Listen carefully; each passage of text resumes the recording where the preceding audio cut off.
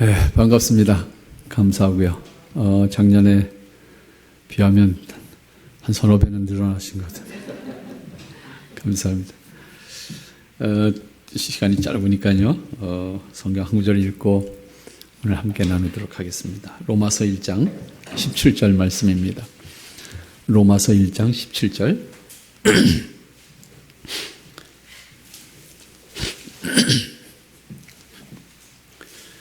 복음에는 하나님의 의가 나타나서 믿음으로 믿음에 이르게 하나니 기록된 바 오직 의인은 믿음으로 말미암아 살리라 함과 같으니라. 아멘. 네, 종교개혁을 기억하는 기념 세미나이기 때문에 루터가 종교개혁을 하는 데 있어서 기치로 들었던 성경 구절이 바로 로마서 1장 17절 말씀입니다.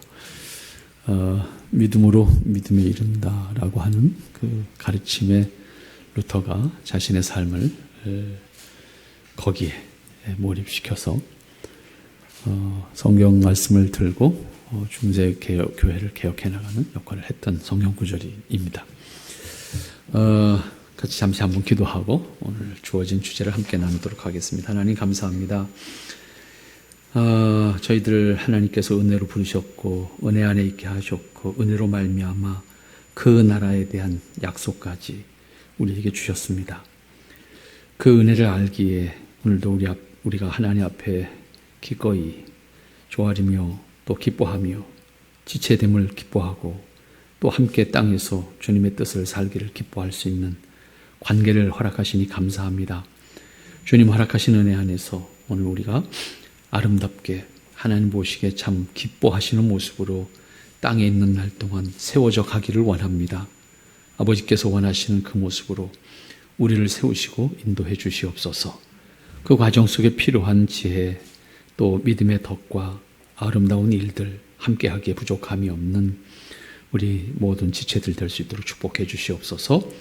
땅에 있는 날 동안 우리가 함께할 수밖에 없는 제한된 모습이지만 그러기에 더 귀하게 또 그러기에 더 확실하게 우리됨을 확인해 나가는 믿음의 기초와 뿌리와 그리고 우리의 터전을 분명히 이해하는 것이 우리에겐 또한 신앙의 지혜가 될 줄로 믿습니다.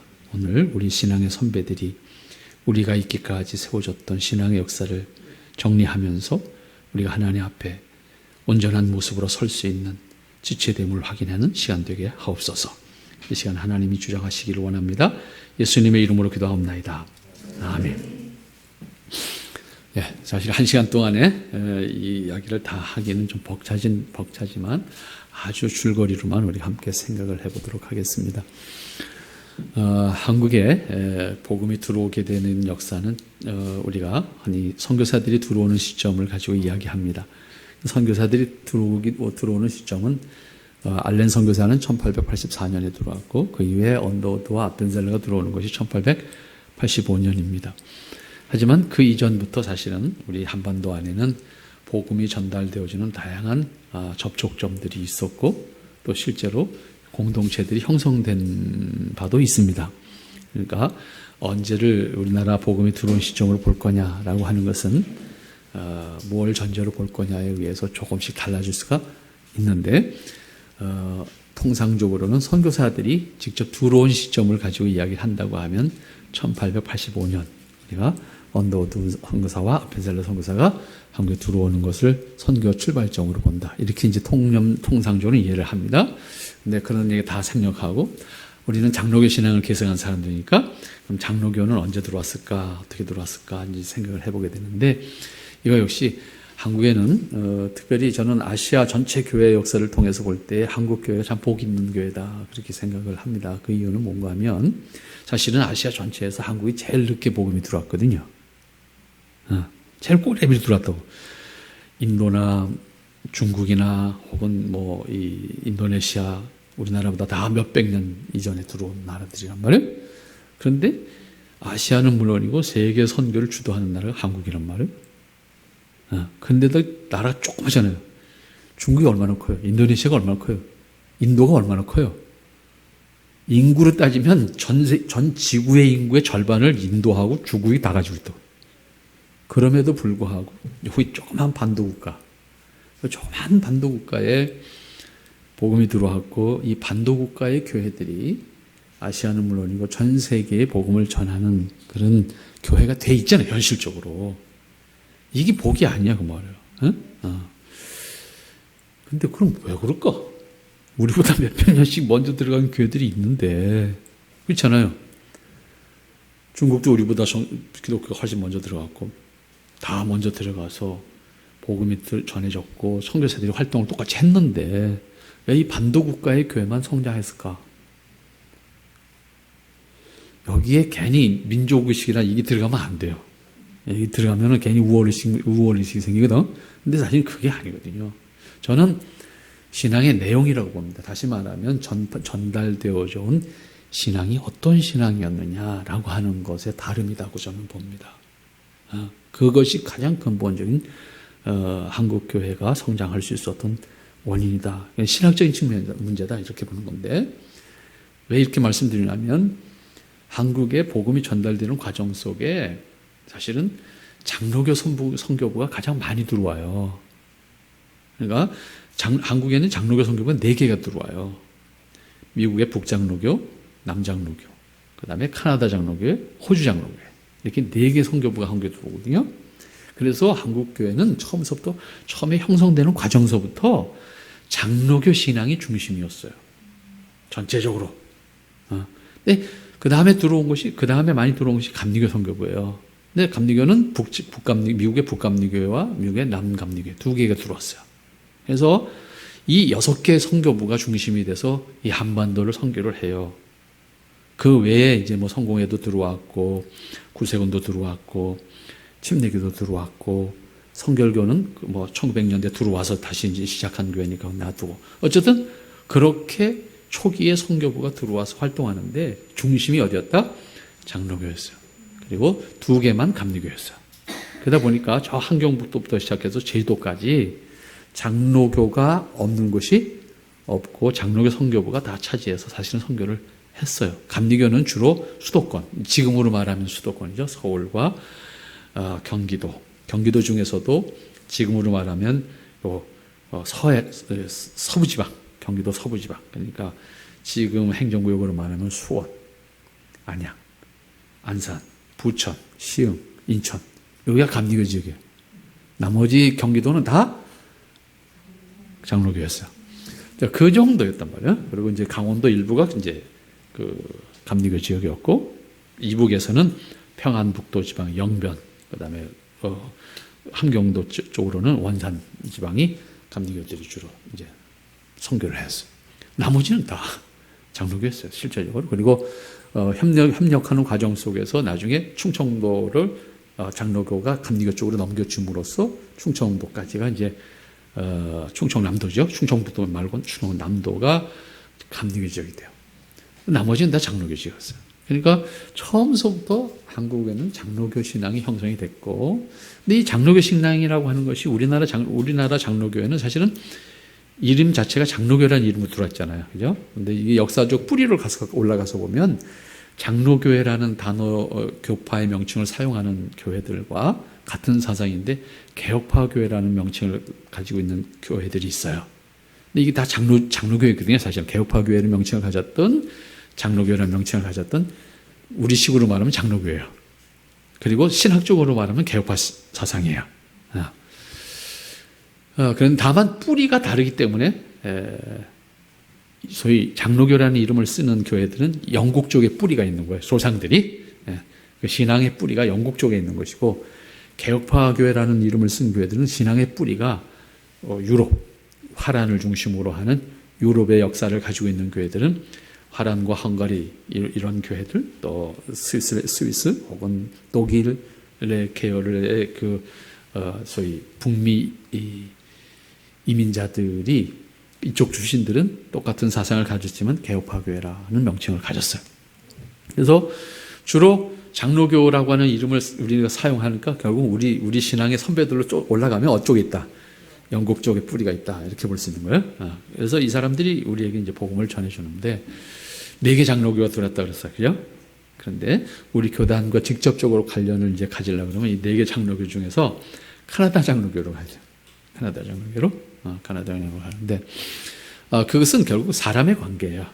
우리나라는 처음에 말씀드렸지만 4개 선교부가 우리나라에 들어와서 복음을 전했지만, 우리나라의 장로 교단을 만들 때 1907년에 독립노회를 처음 만들어요. 1907년에 독립노회를 처음 만들고 1912년에 오늘날 교단 총회를 만들게 되는데, 이 과정에서 1901년에 4개 선교부 선교사들이 모여서 우리가 이제는 조선에 교회가 많다, 장로교가 많다, 이제 교단을 독립시켜줘야 되겠는데 어떻게 할 거냐. 여기서 뜻을 같이 하는데 4개 선교부가 다 출신이 다르잖아요. 카나다, 미국, 호주 다 다르잖아요. 다른데 또 미국에서도 북장로교회, 남장교회, 북장로교회, 남장로교가 사이가 안 좋거든요. 인간적으로 생각하면. 그런데 같이 와서 이제 선교를 했단 말이에요. 그런데 조선의 장로교단을 만들 때 어떻게 만들어줘야 되겠냐라고 했을 때 뜻을 모아서 우리가 출신을 다 떠나서 또 나라를 다 떠나서 조선에는 하나의 장로교회를 만들어주자. 그래서 4개 선교부가 뜻을 같이 해서 1901년에 하나의 장로교회를 전제로 해서 신학교를 만들어요. 그게 우리가 흔히 말하는 평양신학교회. 평양에. 그러니까 그때만 하더라도 우리나라의 기독교의 중심지는 이북이었어요. 우리나라 기독교가 이 나무로 바뀌는 것은 해방 이후예요. 해방 이전에는 우리나라 기독교가 중심지가 평양이었어요. 북한이 신자가 많았단 말이에요. 그 말은 북한이 신자가 훨씬 많았고 남한이 인구는 많은데 신자는 적었어요. 반대로 북한이 인구는 적었는데 신자는 많았고 이런 상태였어요. 그래서 북한에다가 평양에다 신학교를 세웠어요. 하나의 신학교를 세운 거예요. 4개 선교부가 신학교를 한 개를 세운 거예요. 그래서 이 학교를 중심으로 해서 우리가 조선에 신앙을 세우자, 이렇게 이제 교회를 세우자, 이렇게 뜻을 같이 해서 신학교를 하나 세웠고, 이 신학교를 중심으로 해서 1907년에 졸업생이 나올 때 바로 이제 노회를 만들게 돼요. 그래서 독립 7위권을 가지게 독립교회가 된 거예요. 한국교회가 독립장로교회가 된 거죠. 그 다음에 5년 후에 1912년에 장로교회를 독립시켜서 완전히 총회를 만들어서 교단이 됐어요. 그래서 자치권이 이제 조선교회에 있게 된 거예요. 그 전까지는 선교교회예요. 우리나라 교회에 있지만 교회는 다 어디에 속했냐면 선교사들이 속해 있는 본국교회에 속해 있는 교회가 되는 거예요. 그래서 우리나라 7위권을 교회가 단독적으로 가지게 됨으로써 독립교회가 되는 거죠. 독립교회가 됨으로써 이제 선교사들은 우리나라에 파송되어서 우리나라 교단 안에서 일하는 사람들이 되는 거예요. 신분이 달라져요. 이렇게 해서 바뀌게 되는데 4개 선교부가 하나의 장로교를 만들었어요. 그래서 열심히 복음을 전도하면서 또 그 당시에 또 일제하고 저항하면서 이렇게 싸우면서 복음도 전하면서 교회를 성장시켜 가죠. 그런데 우리 교단의 역사 뿌리가 이제 카나다 장로교 쪽에 있다 이제 말씀을 드렸는데 사실은 하나의 장로교를 만들었기 때문에 그거와 아무 관계 없죠, 그죠? 어디랑 관계 없죠. 하나의 장로교를 만들었으니까 조선 장로교 하나잖아요. 그렇게 왔는데 문제는 뭐냐면 이제 관계예요. 우리 교단에 출범하는데 그 틀을 만드신 이제 김치선 목사님이라고 하는 분이 계신데 이분이 이제 함경도 출신이에요. 함경도 출신인데 함경도가 바로 카나다 장로교회가 선교하던 지역이에요. 그러니까 카나다 장로교회가 선교한 지역은 함경남북도예요. 그래서 4개 선교부가 각각 이렇게 지역을 맡아서 선교를 했거든요. 지역을 맡아서 선교하는데 카나다 장로교회 함경도를 맡았어요. 제일 열악한 지역이죠. 경제적으로나 교통으로나 환경도 얼마나 힘든 곳이잖아요. 그곳에 이제 카나다 장로교회가 거기 선교를 맡았는데 문제는 그 카나다 장로교회가 1925년에 본국의 카나다 장로교회가 감리교회하고 회중교회하고 장로교회가 통폐합해가지고 연합교회라는 교회를 만들어요. 그러니까 장로교가 없어버린 거야. 카나다 장로교회가 연합교회라는 이름으로 이제 개편되면서 장로교가 없어버렸어요. 근데 바로 이때에 그러면 100% 다 참석했냐? 그건 아니잖아요. 항상. 그래서 카나다 장로교 안에 카나다 장로교 안에 이 연합을 교파를 초월하는 연합에 반대하는 교회가 3분의 1이었어요. 카나다 장로교회 안에 3분의 1이었고 3분의 2가 찬성을 함으로 새로운 연합교회가 만들어진 거예요. 감리교하고 회중교회가 합쳐가지고. 이렇게 되니까 3분의 1 남은, 그러니까 반대하는 카나다 장로교회는 우리는 독립된 그런 장로교회를 우리는 별도로 그대로 유지하겠다. 그래서 남게 돼요. 근데 문제는 한국에 와 있는 선교사들이 문제잖아요. 그럼 선교사들은 어디에 속할까? 그런데 한국에 와서 활동했던 카나다 장로교 선교사들이 다 연합교회로 가요. 다 연합교회로. 연합교회로 간다는 얘기는 뭐 교파가 합쳐지는데 하나 교회 되는데 뭐가 잘못됐냐? 그거 좋은 거 아닌가? 이렇게 생각하기 쉬운데 여기 신학적인 문제가 생기는 거야. 다시 말하면 아주 진보적인 사상에 의해서 통폐합이 된 거예요. 그러니까 정통신앙을 버리겠다는 입장이 된 거죠. 그래서 우리는 정통신앙을 지키겠다라고 했던 사람들이 카나다 장로교회의 3분의 1이 남은 거고, 한국에 파송되어 있는 이 선교사들은 그럼 어디로 갈 거냐라고 했을 때 다수 쪽으로 간 거죠. 그러다 보니까 카나다 장로교회 선교사들 가운데 딱 2명이 우린 거긴 못 가겠다 이렇게 된 거예요. 그래서 우리는 그 연합교회 쪽으로 갈 수가 없다. 이렇게 해서 결국은 탈퇴할 수밖에 없잖아요. 다 간다 하니까 어떻게 교단도 없어졌고. 그러니까 이제 이 2 사람이 남아서 우리는 연합교회에 참석하는 것을 허락하지 않겠다.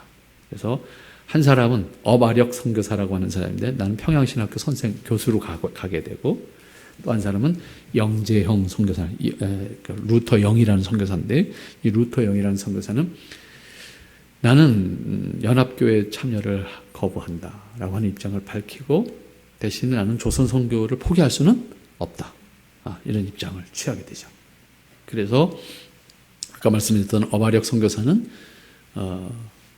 평양신학교 교수로 가고, 그다음에 독립 선교사로서 평양신학교 선교사로 가고, 영재형 선교사는 나는 그럼 조선을 떠나겠다. 그러나 조선인을 선교하겠다라고 하는 입장을 취하게 되면서 일본으로 건너가요. 일본에 건너가서 일본에 있는 제일동포들을 선교하겠다는 뜻을 가지게 되죠. 단독 근데 이때에 영재형 선교사라는 이 루터 영이라는 선교사가 함경도 함흥에서 길러낸 한 사람이 있었어요. 그 사람이 바로 김치선이에요.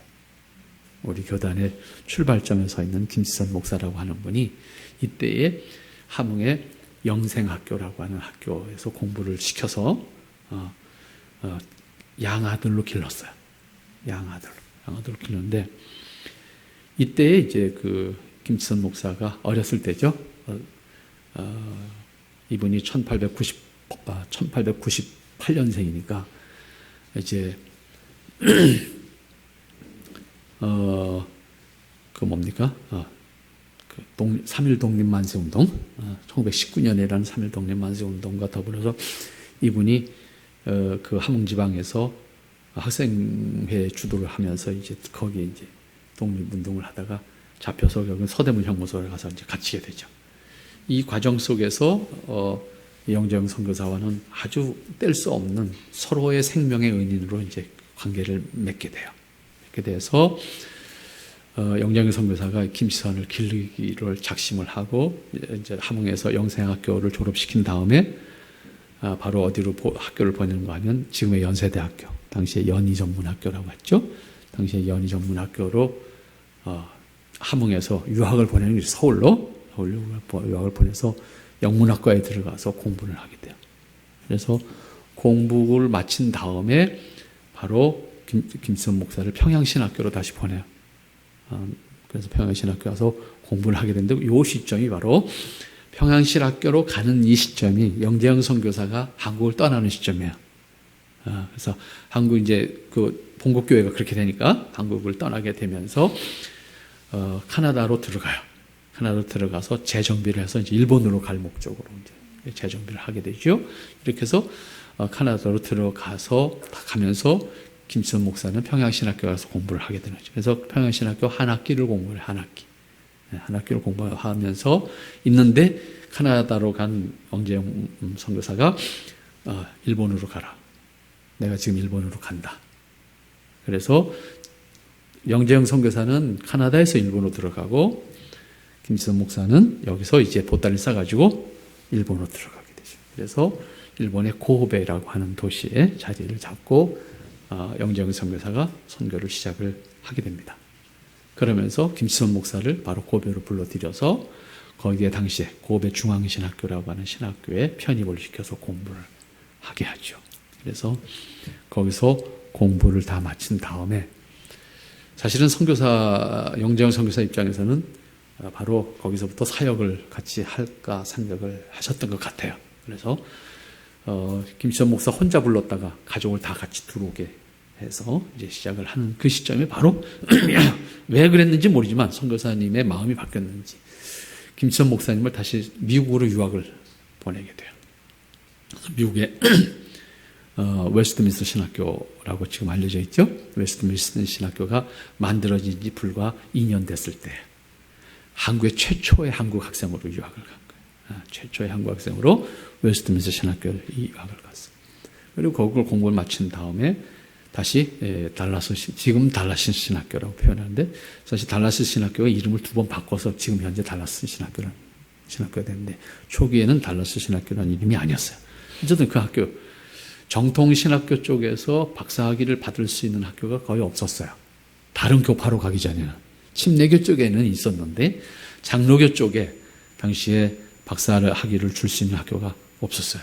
근데 바로 이 달라스 신학교가 그러한 학위를 하는 그런 상태여서 글로니 유학을 가게 됐죠. 그래서 공부를 마치시고 1936년에 다시 일본으로 돌아와요. 근데 졸업이 1936년인데 사실은 김지선 목사님은 1935년 말에 한국에 일본으로 들어와요. 근데 김지선 목사님은 요 어간 이제 한국을 떠나서 일본에서 공부하시고 미국에 가서 공부하시고 다시 영재영 선교사가 있는 고베로 돌아가는 요 어간 딱 10년이에요. 딱 거의 27년도에 1927년도에 일본으로 가서 미국에서 공부를 마치고 일본으로 다시 돌아오는 시점이 1936년이니까 이제 우리나라로 말하면 딱 10년 걸렸어요. 이 10년 동안에 공부를 하신 거예요. 10년을 공부하셨다 이렇게 보시면 됩니다. 근데 문제는 김지선 목사님은 이때 1927년에 일본에 들어가셔서 공부만 하신 게 아니에요. 뭘 했냐? 순회전도. 순회전도. 그러니까 일본의 전국 저 오키나와 제일 밑에잖아요. 오키나와라는 섬에서부터 시작해서 제일 꼭대기에 있는 섬 북해도, 홋카이도라고 하는 이 북해도까지 전국을 순회하면서 순회 전도를 학생 신분인데 학생이잖아요. 아직 졸업 안 했으니까 학생 신분인데 전국을 순회하면서 부흥회를 하고 동포들이 모여서 있는 곳에 가서 그들을 위로하고 그들하고 같이 살면서 잠시 지내면서 그들에게 복음을 가르치고 공동체가 만들어지도록 하는 역할을 했어요. 신학생 신분에.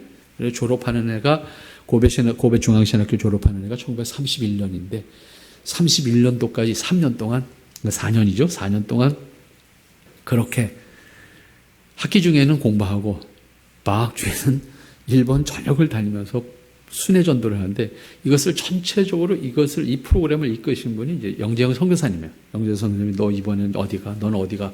이번엔 어디 가서 해야 돼? 어디 계속 보내는 거죠. 영재영 선교사는 이제 고베에 주로 이제 정착해 계시면서 전 일본 전역에 조선 사람들이 있는 곳에 가서 복음을 전하게 하죠. 그래서 사실은 이분이 우리나라 신학계에서 초기 신학자로서의 위치를 가지고 있음에도 불구하고 이분의 사역 전체를 보면 부흥회만 하셨어요. 한국에 돌아오신 다음에도 부흥회만 하셨다고.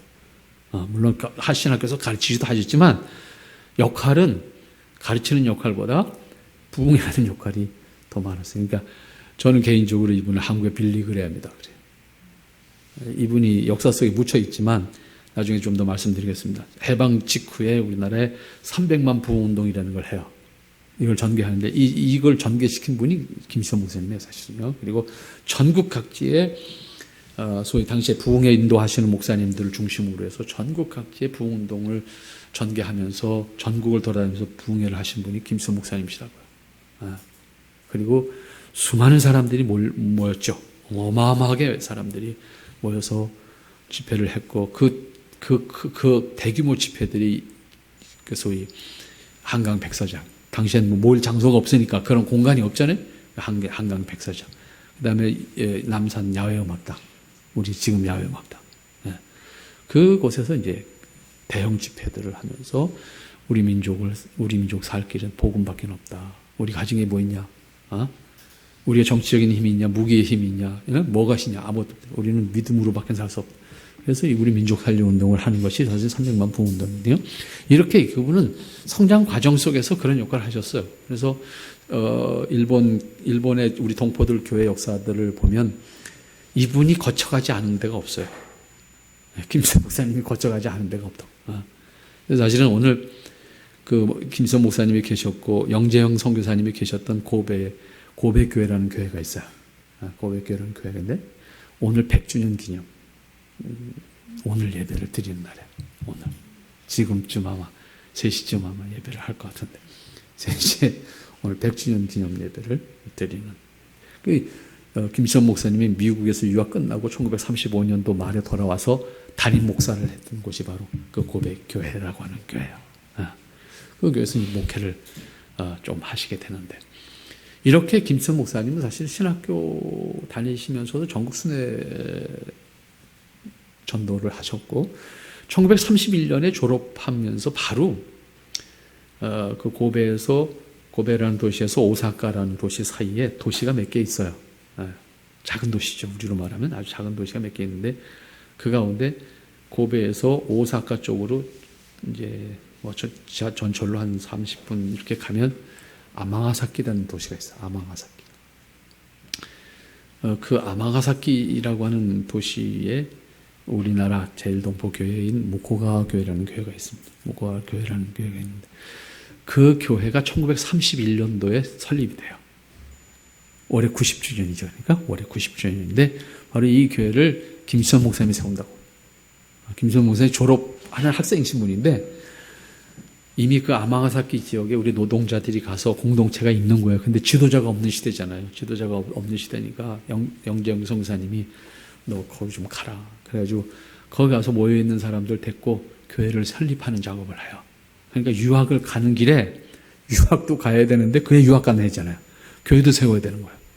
그러니까 사실은 그때 생존했던 계신 분들이 안 계시니까 확인할 길이 없고 문서로 확인할 수 있는 게 없어요. 사실 이쪽 지금 말씀드리는 거는 우리나라에 아직 발표되지 않은 내용이에요. 제가 이번 여름 동안에 연구해서 지금 이걸 정리해 놓은 자료입니다. 지금 이거는.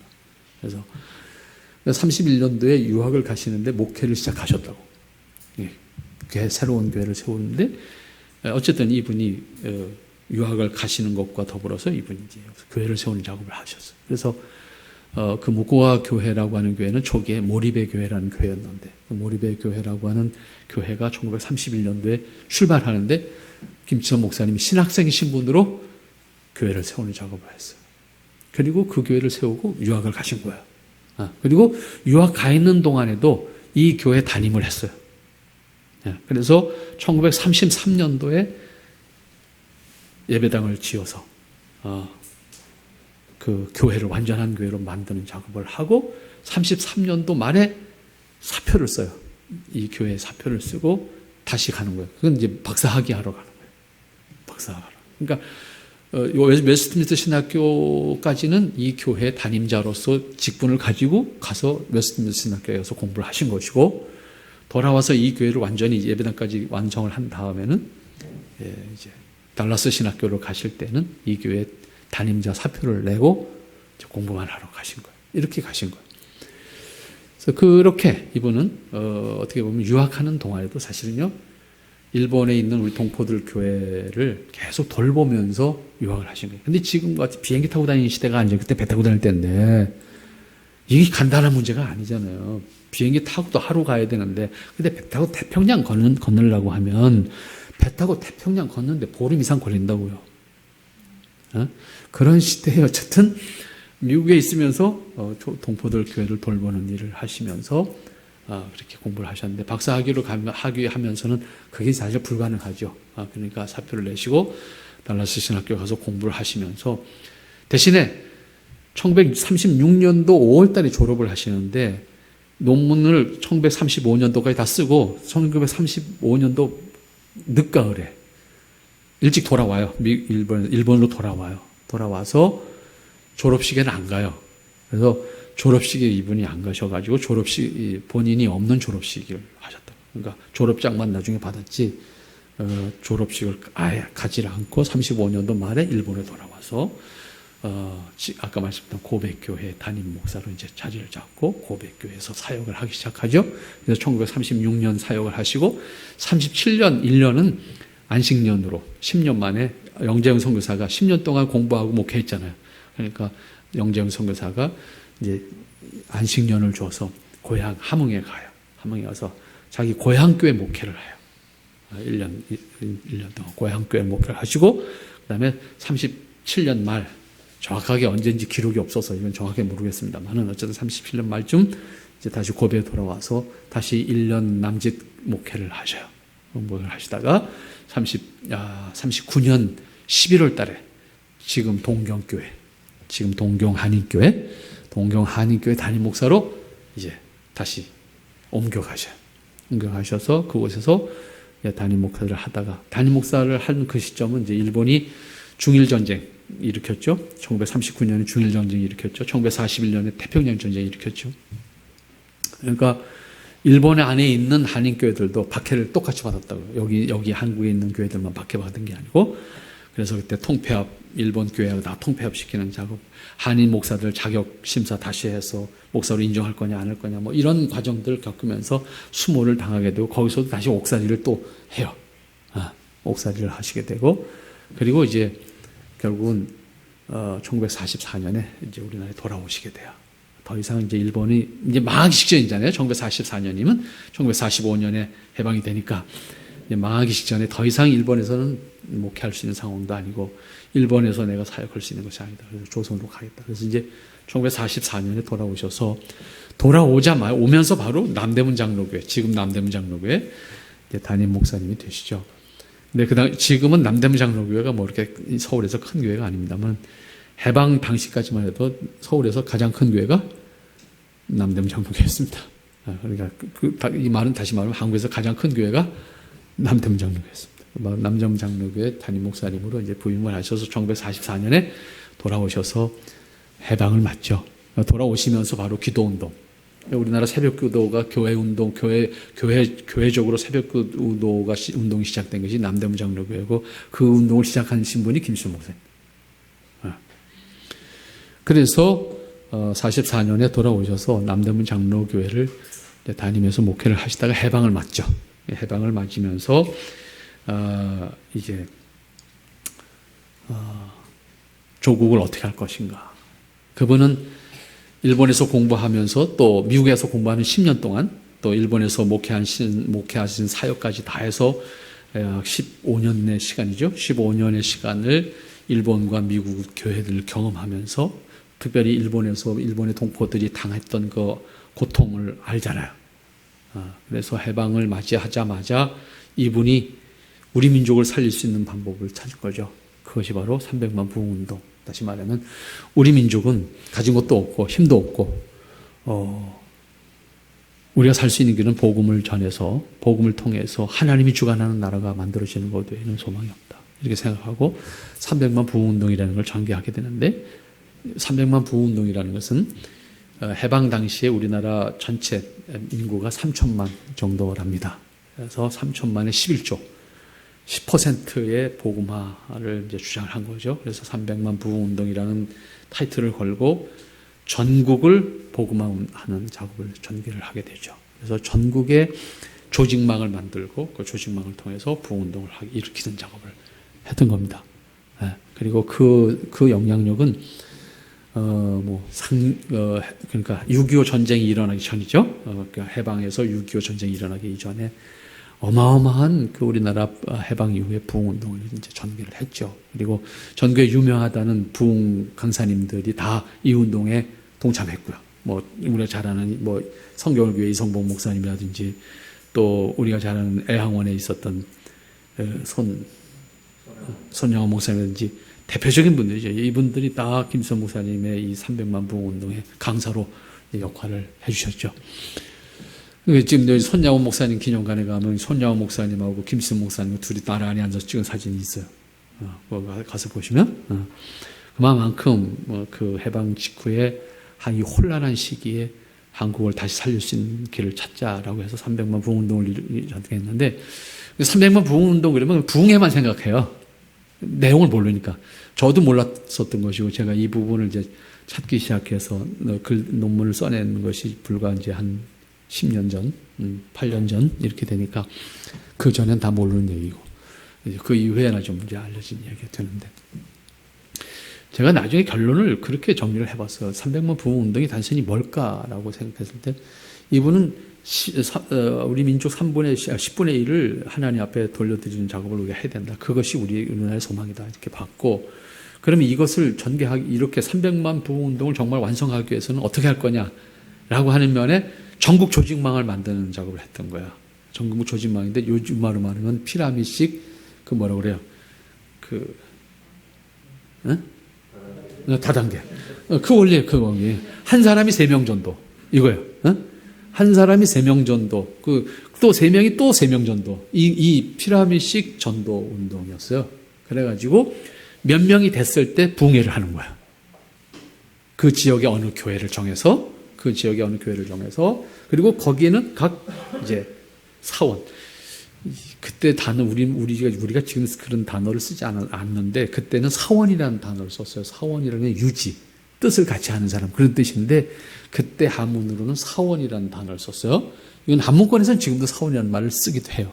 근데 사원이 이제 한 사람의 사원이 세 사람의 사원을 만드는 거예요. 세 사람은 다시 또 세 사람 만드는 거예요. 이렇게 해서 일정 수가 만들어졌을 때 그 지역의 어느 교회에서 부흥회를 하는 거예요.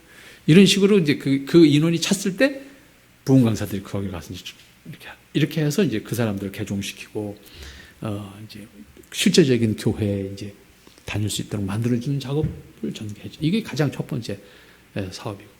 근데 문제는 뭐냐면 당신 자신도 일본에 가서 지도자가 없잖아요. 김수현 목사님이 신학교 졸업하면서 바로 목사 안수를 받았는데 1931년도에 받았는데 그때에 일본 안에 우리나라 한국 조선인 교회가 한 70개 정도 이렇게 되는데 목사는 3명, 7명이야. 나머지 교회를 어떻게 하냐고. 그러니까 선교사든 목사든 한 사람이 몇 교회씩 맡아야 되는데 문제는 옆에 있는 교회가 아니잖아요. 교회가 몇 도시를 몇 개씩 건너가야 거기가 조선 사람 하나 있는데 그 교회들을 다 돌본다는 게 사실 굉장히 힘들었죠. 그러니까 그런 어려움을 겪었고 그런 사실을 알기 때문에 결국은 300만 부흥운동을 실제로 만들기 위해서는 완성하기 위해서는 지도자를 양성해야 되겠다. 그러니까 300만 부흥운동의 이제 조직, 이제 점조직, 소위 다단계 조직 이게 첫 번째 이제 실제 운동을 완성하기 위한 방법이었고요. 두 번째는 결국 지도자잖아요. 지도자가 있어야지 어쨌든 300만이 됐든 30만이 됐든 뭐가 될 건데 지도자가 없는 상태는 불가능하다. 그래서 지도자 양성. 이게 이제 우리 교단의 뿌리가 되는 거예요. 이게 이제 대한신학교라는 학교가 만들어지게 되는 이유예요, 이게. 그러니까 대한신학교가 만들어진 이유가 300만 부흥운동을 완성하기 위한 방편이었어요. 이것이 1948년도에 만들어지는 거예요. 그러니까 1948년도에 우리나라에 신학교가 만들어지는데 그것이 대한신학교예요. 그러니까 그 당시에 우리나라에 장로교 신학교 하나밖에 없었어요. 조선신학교. 지금 한신대학입니다. 지금 한신대학인데 이 조선신학교 하나밖에 없었다고. 그때에 대한신학교가 1948년도에 만들어지게 되는 거야. 근데 이게 1948년도에 만들어질 때 이 학교를 만드는 이유는 300만 부흥운동을 완성하기 위한 지도자를 양성하기 위한 거야. 근데 그 지도자는 목회만을 위한 지도자가 아니라 전도를 위한 지도자. 그러다 보니까 사실은 1948년도에 입학한 학생들이 주로 다 누구였냐면 남대문교회 신자들이었어요. 남대문교회 신자들이 이제 주로 신학생으로 이제 야간이었으니까. 이 김수현 목사님이 야간 학교를 했어요. 왜? 해방 이후에 북쪽에서 많은 피난민들이 내려왔잖아요. 우리가 6.25 때만 피난민이 나왔다고 생각하는데 그 말이에요. 사실은 크리스찬들이 이북에 있는, 아까 말씀드렸죠? 해방 전에는 어디가 크리스찬이 많았다고요? 북한 쪽에 크리스찬이 훨씬 많았어요. 근데 공산 정권이 딱 들어서자마자 북한에 있는 사람들은 이미 공산 정권을 경험하고 있는 거잖아요. 그러니까 여기서는 우리의 신앙을 지킬 수가 없겠구나. 그래서 결국은 해방 이후에 6.25 전, 요 5년 사이에 북한에 있는 신자들이 배거 미남으로 내려와요. 이때 만들어진 교회가 다 충영교회니 뭐 이런 서울 장안의 유명한 영락교회 다 이때 만들어지는 교회들, 이렇게 이북에서 내려온 피난민들이 만든 교회들이, 이 교회들이 옛날부터 있던 교회가 아니에요. 그러니까 이 교회들이 만들어지는 것은 북한에 있는 신자들이 대거 내려온 거거든요. 그래서 이 교회, 이 김수현 목사님은 북한에 있는 인력들을 신학생으로 양성을 해야 되겠는데, 그러기 위해서는 야간이 필요하다. 야간을 학교하는 거예요. 왜? 피난민들이다 보니까 낮엔 일을 해 먹고 살 거 아니에요. 뭐 터전이 아무것도 없는데. 그러니까 낮엔 일하고 밤에 와서 공부해라. 그렇게 해서 주로 다 피난민들이 이 학교 입학생이 된 거죠. 그렇게 해서 이 학생 지도자들이 만들어지게 되는 거죠. 그래서 지도자 양성, 300만 부흥 운동을 완성하기 위한 지도자 양성. 그 다음에 또 하나는 어떤 조직을 하게 되냐면, 해방과 더불어서 우리나라는 바로 대한민국 정부 수립이 1948년이잖아요. 1948년 대한민국 정부 수립이 되기까지의 과정은 물론이고 6.25 전쟁이 일어나기까지 점점 시간이 흘러가면서 어떠한 어려움이 있었어요? 우리 안에는 이념 갈등이 일어났다고.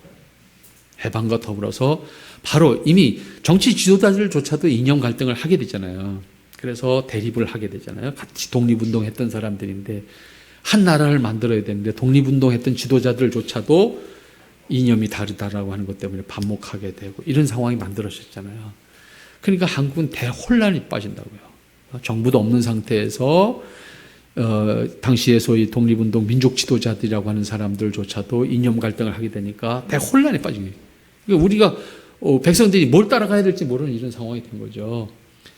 이때 이 모습을 보면서 300만 부흥 운동을 전개했던 이 김수현 목사님은 이건 안 되겠다. 이래가지고는 우리가 어떻게 할 거냐. 우리가 복음으로 통일을 할 수밖에 없는데 지금 이 정치 지도자들조차도 이렇게 나눠졌으니 그래서 결국은 복음을 통해서 밖에는 하나로 만들 수 있는 방법이 없다. 이렇게 생각하죠. 그래서 이때 결성시키는 것이 전도특공대라는 걸 만들어요. 전도특공대. 전도특공대가 뭐냐? 전도특공대라는 것은 이 이념 갈등으로 인해서 충돌하는 지역에 복음을 들고 와서 복음을 전하겠다는 거예요. 그러니까 갈등의 현장에 복음을 통해서 그 갈등을 극복시킬 수 있는, 민족의 갈등을 극복시킬 수 있는 역할을 교회가 해야 되겠다. 이렇게 해서 전도특공대를 모집을 해가지고 이 갈등 지역을 보내는 거예요. 그럼 갈등 지역이 어디예요? 제일 심각한 곳이 어디였냐면요. 38선상이에요. 38도 선상. 같은 마을에 살았는데 38도선이 마을 가운데로 지나가면 하루아침에 남쪽이 북쪽이 된 거잖아요. 그리고 북쪽에 속해서 사는 사람들은 공산정권의 영향을 받는 것이고 남쪽에 사는 사람들은 이제 우리 미군 군정의 영향을 받게 되는 거잖아요. 그러니까 이게 지금 우리는 실감이 안 나요. 이게 지금 현재 우리로서는 실감이 안 나요. 여러분, 이 예배당이 있는데 38도선이 예배당 가운데로 지나갔다고 생각합시다. 그런데 여긴 북쪽이고 여긴 남쪽이야. 하루아침에 어떻게 할 거예요, 그러면? 실제적으로요, 그 지역에 저는 요거를 이제 알게 된 것이 한 20년 좀 남짓하게 되네요. 제가 이제 그 한국의 교회 역사를 발굴하는 그 과정을 겪으면서, 그 38도 선상의 교회들을, 사실 이걸 알고 찾아간 게 아니에요? 이런 내용이 사실 책에 없어요. 제가 현장에서 알게 된 것이죠. 38도 선상의 역사에 등장하는 교회에서 찾아갔는데 그 교회가 없는 거예요. 그래서 계속 찾았어요. 찾았더니 어떤 분이 왜 그렇게 알라 그러냐 그러더라고요. 나 이래서 좀 역사가 여기 과거에 이렇게 등장이 하는데 왜 이 교회 이 이름은 같은데 그 역사가 없냐. 내 신분을 밝히고 좀 알아야 되겠다 그랬더니 어떤 분이 아무개를 찾아가라 그러더라고요. 근데 뭐 지금처럼 핸드폰이 있는 시대가 아니잖아요. 그 이름 석자하고 어디를 가래. 그래서 포천군 무슨 군청 옆에 어디를 가래. 그걸 가지고 이제 그 이름 석자 들고 쫓아갔어요. 가서 그분을 물었더니 그분이 있더라고. 그래서 물었어요. 내가 이런 신분을 가진 사람인데 내가 이런 역사를 좀 정리하고 싶어서 찾아왔는데 아무도 대답을 안 하고 당신 찾아가라 그래서 왔다. 갔더니 그분이 한참 고민을 하더니 교수님이라고 하니까 내가 그저 한 말씀만 드리겠다. 더 이상은 나한테 묻지 마라 그러더라고요. 우리는 분명히 그때 역사가 있다. 그런데 바로 이 갈등의 시기를 다 경험하면서 우리는 그 역사를 다 없앴다. 다시 말하면 서로 그 역사를 없는 걸로 하기로 했다. 그래서 우리는 1962년도에 새로 시작한 교회다. 그 이전의 역사는 없다. 그렇게만 알아. 그게 뭐예요? 같은 마을이 하루아침에 남북으로 갈려졌는데 서로 죽인 거예요. 서로 죽인 거예요. 만약에 누가 너가 죽였지 그러면 이게 다 문제가 되는 거예요. 동네 전체가 문제가 되는 거예요. 그러니까 없는 걸로 하죠. 다 덮은 거예요, 역사를. 이게 38도 선상의 교회들이었다고요. 왜? 숨길 수도 없어. 다 알아. 저 사람이 옛날에 교회 다니는 사람, 안 다니는 사람 다 알잖아요. 숨길 수가 없는 거예요. 같은 마을에서 같이 살았는데 왜 몰라요? 다 알지. 그러니까 서로 죽인 거예요. 역사가 없는 거예요. 이게 지금 우리는요, 지금 우리 사는 이 시대는요, 정말 복 있는 시대예요. 그런데 한국교회 오도먹고 있잖아요. 이건 정말 심각한 거예요. 그런 갈등의 현장 속에 김수현 목사님이 전도특공대라는 걸 이름을 만들어가지고 방법이 없다. 인연 갖고는 안 된다. 복음 외에는 방법이 없다. 그 현장에 복음 전으로 보낸 거야. 그게 38도 선상의 강고. 그 다음에 우리가 잘 알고 있는 여순. 우리가 보통 여순 사태, 여순 그러잖아요. 여순 반란 이렇게 표현하는데 지금은 그런 말 안 쓰잖아요. 안 쓰는데. 어쨌든 여순 사건. 그 다음에 제주도 4.3 사건. 그 현장에 다 전도특공대를 보낸 거예요. 아무도 안 했어요. 김수현 목사님이 했어요, 이걸.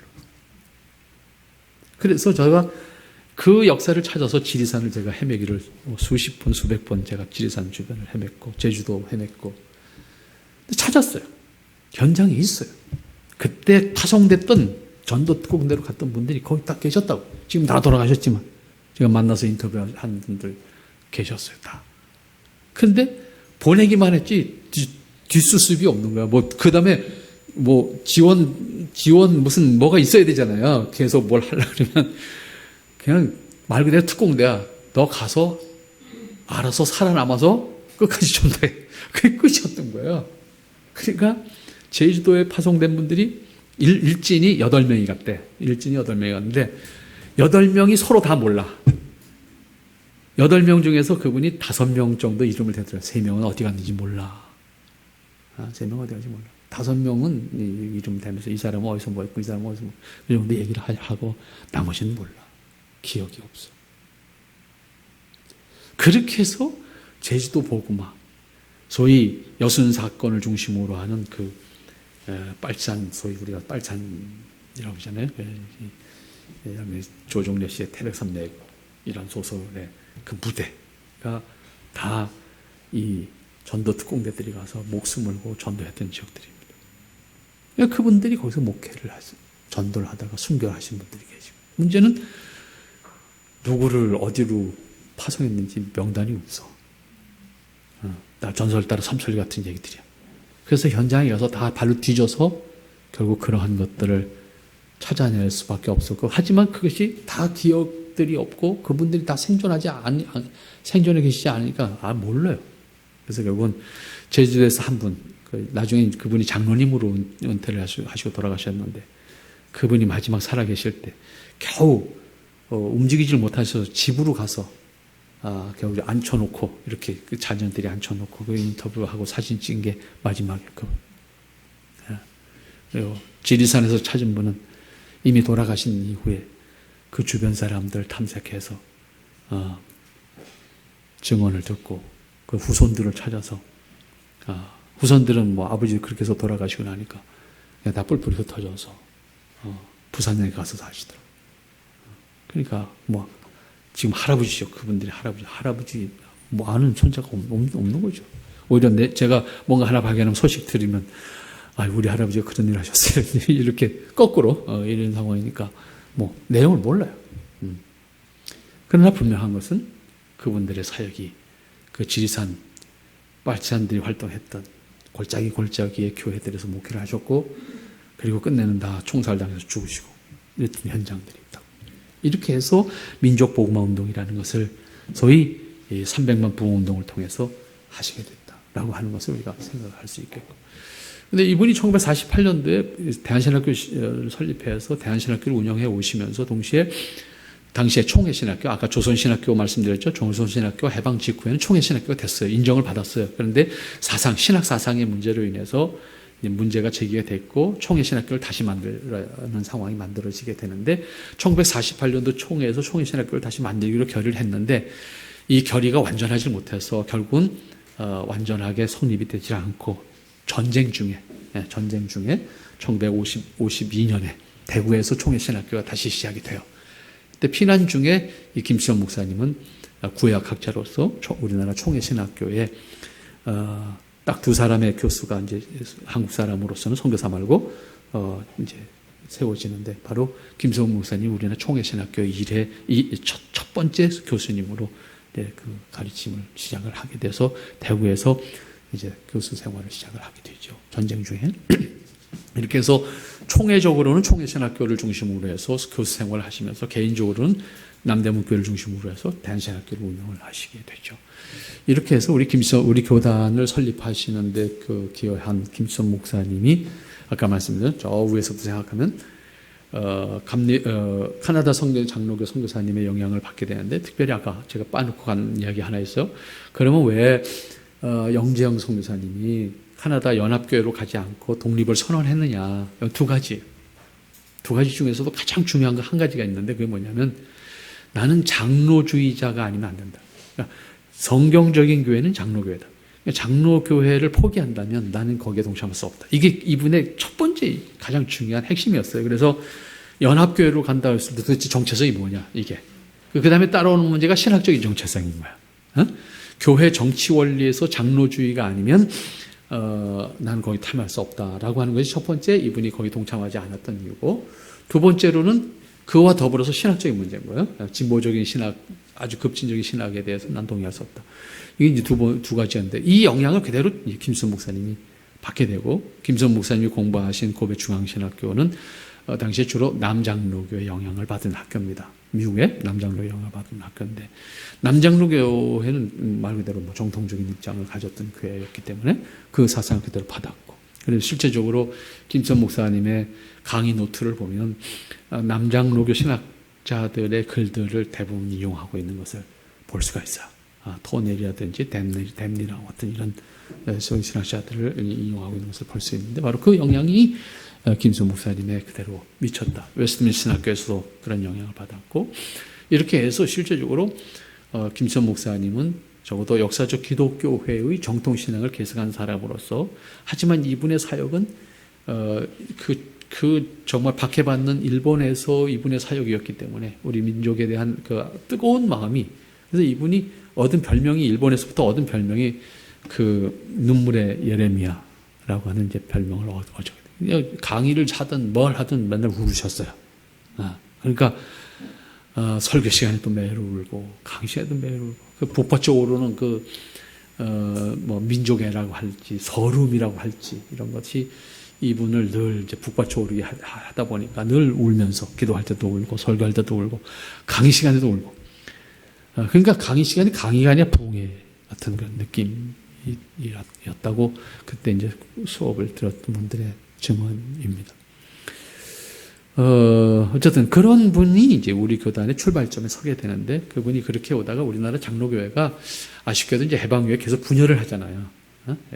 해방 이후에 분열을 하게 되는데, 첫 번째 분열이 이제 여러분들이 잘 아시는 대로 고신 분열, 그 다음에 기장 분열이 있었죠. 기독교 장로교회가 분열을 하게 되고, 그 다음에 이제 3차 분열, 우리가 장로교 분열 역사 속에서 제 3차 분열이라고 하는 것이 1959년도 분열이에요. 그러니까 1959년도 분열인데, 이 3차 분열이 지금 현재 합동 측이라고 하는 교단과 통합 측이라는 교단이 분열되는 것이 1959년도 분열이에요. 이 분열 당시에 김천 목사님이 그럼 어디로 가야 되나, 이런 문제가 된 거죠. 근데 이때 분열될 당시에 김천 목사님 총회신학교 교수였잖아요. 대한신학교 교장이고, 대한신학교에서는 교장이고, 총회신학교에서는 교수였단 말이에요. 그럼 이때 어디로 갈 것인가? 근데 이때 우리나라 교단 장로교 역사에서 신학교와 선교사들이 대부분 다 지금 통합으로 갔어요. 합동 측엔 신학교가 없었어요. 이 분열 당시에. 그러니까 통합으로 가서 지금 저희 장신대학이 선교사들과 신학교가 다 장신대학이 됐고, 지금 합동 측에는 신학교도 없고 선교사도 거의 없는 상태가 됐죠. 그 김춘 목사님은 그럼 나는 어디로 가야 이런 상황에 처하게 됐죠. 그때 김춘 목사님은 이제 대한신학교를 갖고 있었잖아요. 개인적으로 대한신학교를 가지고 있는 상태에서 이런 상황을 맞이하게 됐죠. 그래서 우리 교단은 이때 이제 탄생하게 되는 거야. 그러니까 우리 교단은 본래 무슨 정치 싸움이나 이런 거에서 탄생한 것이 아니라 김춘 목사님이 갈 데가 없으시면서 이제 만들어진 거야. 김춘 목사님이 신학교를 갖고 있으니까 장신대학하고 그 통합 측하고 선교부들은 뭐 선교사들이 돈 있으니까 쨍쨍하게 이제 모여 있는데, 합동 측은 학교도 없고 선교사도 없고 이런 상태가 되니까 합동 측으로 남는 사람들이 김수원 목사님한테 당신 학교를 그러면 우리 총회신학교를 하자, 이렇게 된 거죠. 우리 총회신학교를 하자. 근데 김수원 목사님이 여기에 동의를 안 한 거예요. 이 동의를 안 하면서 대신에 학생들은 우리 학교 와서 공부는 해라. 왜? 우린 야간이니까. 주간에 어차피 교실 펴 있으니까 당신 와서 공부해. 그래서 지금 총신대학이 시작이 대한신학교에 와서 공부를 시작하면서 시작이 된 거예요.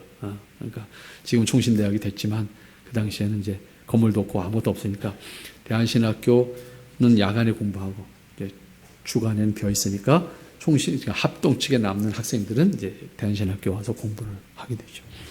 그렇게 이제 시간이 거치면서 합동 측 지금 총신대학이 소위 당시에 성경 장로회 그 소위 해외 독립 선교부라고 당시에 공식적인 명칭이 이제 그런 거였는데, 소위 칼 맥킨타이어 박사라고 하는 사람이 이제 그 미국의 성경 장로교회를 이끌면서 WCC 운동에 반하는 ICCC 운동을 일으킨 사람이에요. 근데 이 사람이 한국의 WCC에 반대하는 ICC 회원 교단을 확보하기 위한 노력을 하게 돼요. 그 과정 속에 이제 한국 장로교회가 통합과 합동을 분열이 되니까, 통합은 WCC 지지하는 쪽으로 가니까, 그러면 합동은 ICC 쪽으로 와라. 그래서 지원을 하게 돼요, 돈을. 그래서 지금 용산역 앞에 건물을 하나 이제 마련을 해주게 되죠. 그래서 지금 총회신학교가 거리로, 대한신학교에서 공부하다가 이제 거리로 옮겨가면서 지금 총신대학으로 발전하는 역사의 출발점을 가지게 되는 겁니다. 그러면서 이제 합동 측은 ICC의 회원은 안 돼요. 그러는 갈등이 있는 사이에 이제 칼 맥킨타이어 박사는 ICCC 회원을 확보하기 위한 작업을 계속하고 있는 그런 어간에 이제 김수 목사님과의 관계가 있었으니까, 김수 목사가 또 그런 갈등 속에 있는 거죠. 합동으로 가기도 어려운 상황이고 학교를 내놓기도 안 되겠고, 이런 사이에 이제 칼 맥킨타이어 박사가 그러면 당신이 교단을 해라. 그러면 내가 지원하겠다. 이렇게 된 거죠. 그래서 결국은 김수원 목사님이 교단을 창립하면서 이 ICCC 칼 맥킨타이어 박사의 자금 지원을 받아서 대한신학교를 지금 서계동으로 옮기는 작업을 해서 그걸 모체로 하는 한국의 ICCC의 한국 지부가 되는 거죠. 그래서 우리 교단이 초기의 명칭이 이름이 성경장로회였어요. 대한예수교 성경장로회. 우리 교단의 초기의 이름이 성경장로회라는 이름으로 출발하게 된 이유가 거기에 있는 거예요. 그러면서 지원을 받아서 김수현 목사님이 이제 대한신학교를 계속 운영하면서 1961년도에 우리 교단을 창립하게 된 겁니다. 그래서 우리 교단은 그런 배경과 역사를 통해서 이제 성립이 하게 됐고, 그런 의미에서 우리는 정치적 갈등이나 신학적 갈등에 의해서 탄생한 교단이 아니고 그런 통합과 합동으로 큰 주류가 깨지면서 대한신학교가 갈 데가 없는 상황에서 ICCC의 영향을 받으면서 이제 우리 교단이 탄생을 하게 된 겁니다. 그러면서 우리 교단은 김수현 목사님의 입장에서는 아까 말씀드린 것처럼 민족 구원이라는 것이 이분의 처음부터 마지막까지의 뜻이었으니까요. 그래서 우리 민족 구원을 위한 전도자 양성이라는 것이 대한신학교의 이념이었어요. 그러니까 제가 신학교 입학할 때만 해도 매년 학교에서 면접을 해요. 학생들 전체를 면접을 하는데 어디로 몰고 가냐면 졸업하면 뭐 할래? 졸업하면 뭐 할래? 계속 몰고 가는 거예요. 몰고 가는데 끝내는 졸업할 때쯤 되면 답이 뭘로 나와요? 개척할 겁니다. 이게 나와야 돼. 이 개척한다는 말이 안 나오면 이제 안 되는 거예요. 계속 그걸 몰고 가는 거예요. 그래서 대한신학교 출신들이 전국에서 개척 제일 잘해요. 그건 군목들한테 군목 세기도 똑같아요. 그러니까 우리 교단의 군목이 숫자적으로 대형 교단의 군목보다 좀 작잖아요, 숫자가. 근데 군목단 안에서 제일 머리 아픈 사람들 대신 목사들이에요. 왜? 너무 열심히 하니까 다른 목사들이 힘든 거예요. 왜? 같이 해야 되니까. 응? 같이 해야 되니까. 그래서 대신 출신 그 군목단들이 숫자는 적음에도 불구하고 대부분 다 연관장교들을 다 했죠. 대부분 이제 의무복무만 하고 제대하지 않고 대부분 다 연관장교까지 다 했고, 작은 교단, 규모적으로는 상대적으로 적은 교단임에도 불구하고 군종감도 하고, 그렇게 열심히 정말 전도 잘하고 목회 잘하고 이제 그런 이미지가 형성이 됐죠. 그래서 그것이 1980년대, 90년대 오면 통합측 목사님들이나 합동측 목사님들, 당시의 어른 목사님들이 만나서 이야기하면 늘 부러워하는 얘기였어요. 대신이 제일 좋아. 왜? 목회를 잘해. 전도를 잘해. 개척을 잘해. 그런데 하는 말이 우리 교단 출신들은 맨 큰 교회 가서 부목하다가 그 교회 차지하려고 막 그러고 돌아다닌다. 학생들이 머리를 돌리는 게 그걸 한탄하셨어요. 제가 직접 들은 얘기입니다. 그만큼 어떻게 보면 전도, 목회에 열정을 가질 수 있도록 만들었던 김수현 목사님의 초기의 역사가 있습니다. 그리고 그러한 역사를 이어오면서 그분이 이제 교단 창립 이후에 오래 사시를 못해서 지병이 있으셔가지고 61년도에 그렇게 이제 교단 창립을 하고 65년도, 6년도 이쪽에 와서 이제 사실 이제 활동을 못 하실 만큼 거동이 힘든 상태가 되셨고, 그리고 1968년인가요? 8년에 1월 달에 이제 별세를 하시게 되죠. 그러니까 어떻게 보면 활동을 좀 더 하셨으면, 한경지 목사님만큼만 좀 활동을 하셨으면 큰 영향을 미쳤을 텐데 좀 일찍 돌아가시죠, 사실은. 다른 활동을 늦게까지 하셨던 방지일 목사님 같은 분들, 오래 사시면서 활동을 영향력을 크게 미쳤고, 한경희 목사님도 있고. 그런데 이분은 좀 일찍 그런 의미에서 좀 별세를 하셨죠. 그래서 그 영향이 크게 그에 못 미친 것은 좀 아쉬움이죠. 어쨌든 그분이 별세를 하시면서 당시 이제 대한신학교와 우리 교단이 사위인 최순진 목사님이 이제 별세를 갑자기 하시다 보니까 들어오셔서 학교를 정리를 하면서 영향을 미치게 되죠. 그래서 우리 교단은 정통 장로교회의 신앙을 계승하는 역할을 한 것이 김수 목사님이라고 하면 그것을 신학적으로 정리하신 분은 이제 최순희 목사님입니다. 이렇게 볼 수가 있습니다. 그래서 최순희 목사님은 이제 김수 목사님의 둘째 사위인데 이분은 이제 김수 목사님의 영향에 의해서 김수 목사님 공부하셨던 고베 중앙신학교, 그 해방 이후엔 고베 신학교라 이름이 바뀌었습니다만 고베 신학교를 유학을 보내서 거기서 공부를 하시고 공부를 마친 다음에 이제 교토 대학에 가서 철학을 좀 더 공부하게 하셔서 그런 이제 상태에서 돌아가시게 됐거든요. 그러니까 최순희 목사님이 돌아오셔서 우리 교단의 신학적인 틀을 이제 완성을 하게 된 것이 우리 교단 지금 현재 우리가 가지고 있는 교회 헌법 전문의 교회 선언문이라고 하는 우리 교단의 신학적인 입장을 박아놓은 헌법 전문이 있습니다. 그걸 바로 김수 목사님의 둘째 사위인 최수인 목사님이 정리한 거예요. 그게 우리 신학의 입장이에요. 이것은 정통 신학이고 다른 말로 바꾸면 개혁파 신학이에요. 그래서 우리는 오늘 종교개혁 기념을 우리가 하고 있는 시간인데 우리 교단은 그런 의미에서 역사적 기독교회의 정통을 계승하고 있는 신학적인 입장을 또 정치적인 입장을 계승하고 있는 교회다라고 확실하게 말할 수 있는 틀을 이 두 분의 역할을 통해서 만들어줬고 그 이후 후배들이 그들의 가르침과 역사를 계승하고 있는 것이 우리 교단이다. 뭐 이렇게 말씀을 드릴 수가 있을 것 같습니다.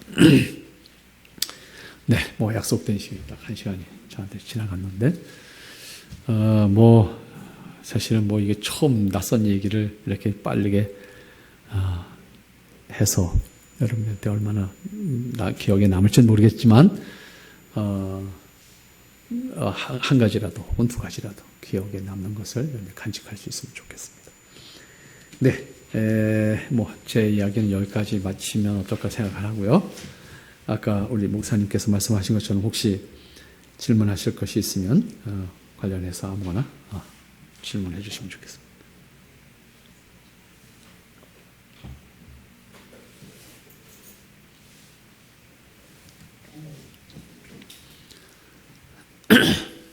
네, 없으십니까? 김재선 목사님 육성 설교가 지금 남아 있나요? 아무튼 제가 지금까지 육성이 남아 있는 건 확인 못했습니다. 없다고 보는 것이 아마 옳지 않겠나 생각이 됩니다. 육성은 없습니다. 네. 이야기가 되게 한시간 긴 그런 말씀이셨는데 그냥 10분 정도 짧게 들은 것처럼 너무 즐겁게 잘 들었거든요. 근데 되게 부분적으로 되게 이야기 들려주듯이 역사를 이렇게 풀어주시는 게 되게 좋았어요. 근데 이 안에서 하나님께서 이렇게 우리 한국을 사랑하셔서 정말 이 인간 발전도 있고 정말 아픔 속에 있었던 아픔 속에 있었던 그 역사 현장에 하나님께서 정말 우리나라를 사랑하셔서 이렇게 복음이 정말 세계 지금 복음이 전할 정도로 이렇게 했다는 잘 기억을 못하겠어요. 여러 가지 말씀 주셨는데 다는 기억은 못하지만 그거 하나는 정말 제가 이렇게 마음에 정말 감동이 되고 울림이 됐던 시간이었어요. 감사드리고요. 제가 이제 질문을 하나 하고 싶은데 그 300만 부흥 운동을 전개하셨다고 하셨잖아요. 근데 저희 이제 개혁파 신앙하고 다르게 제가 살아오면서 한국의 이 신앙이 약간 부흥이나 이런 게 초점이 많이 맞춰졌다는 것을 많이 이제 그런 걸 경험하면서 신앙생활을 했었는데 이런 게 한국 교회에 많은 영향을 미치는 그런 요인이 되진 않았나라는 생각을 해봤거든요.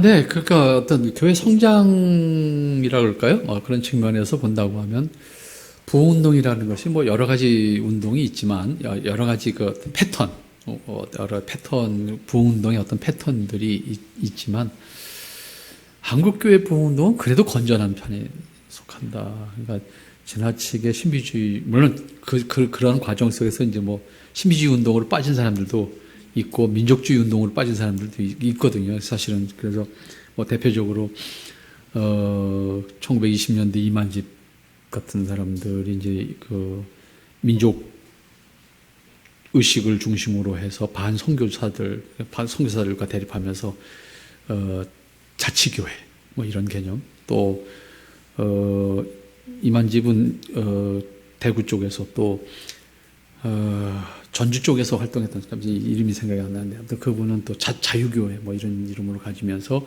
민족주의를 좀 자극해가지고 민족 중심의 교회 운동을 전개하는 이런 분들도 계셨고, 아예 신비주의 운동, 박태선 같은 사람들이 신비주의 운동을 이제 끌고 나가면서 이제 했던 사람들, 물론 기독교 안에 이단으로 등장했던 사람들이 뭐 그런 이제 신비주의 운동으로 갔던 사람들도 덜어 있죠. 근데 그건 뭐 사람이 역사의 주인공으로 살아가는 과정 속에서 퍼펙트한 역사를 만들어가는 건 불가능하고요. 그러니까 한데 좋은 흐름이 있으면 거긴 파생되는 부류들도 항상 등장을 하게 되는 것인데, 전체 한국교 역사를 봤을 때는 대단히 건전한 측면에서의 부흥운동이 전개됐고, 그런 부흥운동에 의해서 한국교회가 어떤 성장하는데 큰 역할을 했다. 그건 분명한 사실인 것 같습니다. 그건 왜냐하면 특히 이제 우리나라 같은 역사적 배경이 우리가 5,000년 이런 데 학교 다니면서 5,000년 역사, 우리가 얼마나 반만년 역사, 5,000년이라고도 안 그래요. 꼭 반만년이라고 그러지. 이게 반만년 역사에 대한 얼마나 자긍심이 우리가 있어요. 그죠? 근데요, 한 번만 들어가서 생각해보면 이게 할 말이 이제 없어져요, 사실은요. 근데 우리가 반만년 역사라고 말하지만, 우리 반만년 역사는 국민 중심의 역사는 없었단 말이에요. 다 군주 정치였기 때문에. 신민이야. 백성의 개념이 국민의 주권을 가진 백성이 아니잖아요. 왕의 신민이라고. 왕의 소유물이야, 그냥. 뭐, 이게 좀 극단적인 해석을 하면 말이죠. 지금 국민이 주권자이고 국민이 왕이라고 그러지만, 국민은 5,000년 역사 속에 우리 국민은 임금님의 소유물이란 말이에요. 이런 역사 속에 우리가 살아왔단 말이죠. 그러니까 우선 국민 전체의 신분이 임금님 외에는 다 소유물이잖아요.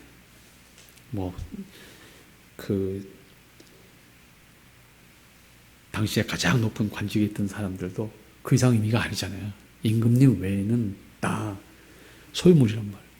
이제 이런 역사 속에 살아왔단 말이에요. 거기다가 신분제도가 있었잖아요.